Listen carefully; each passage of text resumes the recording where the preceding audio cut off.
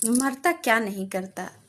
एक बार की बात है, एक अंगूठा छाप व्यक्ति जो कि स्कूल में घंटी बजाने का काम किया करता था और वहीं से जो कुछ भी उसे मिलता था उसी से अपना जीवन यापन और अपने बच्चों का गुजारा किया करता था।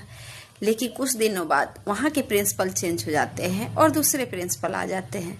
तो दूसरे प्रिंसिपल ने एक दिन सारे टीचर और सारे स्टाफ को बुलाकर पूछा कि आप लोगों की योग्यता क्या है, और सबकी जांच की। तो सब ने कुछ न कुछ पढ़ाई कर रखी थी, लेकिन जो घंटी बजाता था वो तो अंगूठा छाप था।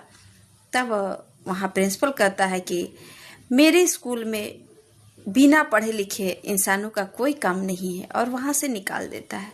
वो व्यक्ति दुखी होकर अपने घर को आ जाता है और घर में अपने पत्नी से सलाह लेता है कि अब मैं क्या करूं।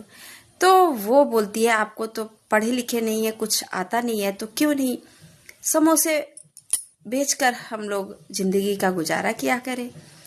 तो दोनों ने मिलकर के समोसे बनाना शुरू किए और धीरे धीरे समोसे का व्यापार बढ़ाना शुरू किए, क्योंकि उसके समोसा सबको पसंद आने लगी और पूरे शहर में उसके समोसों का कारोबार प्रचलित हो गया और वो एक दिन बड़ा आदमी व्यक्ति बन गया।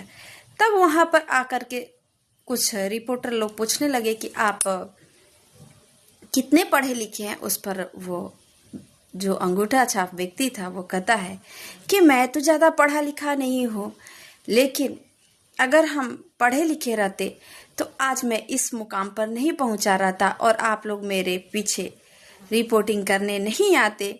मैं तो अंगूठा छाप था, अगर पढ़ा लिखा रहता तो घंटी बजाते किसी स्कूल में नजर आता। मेरा पहले का कारोबार यही था।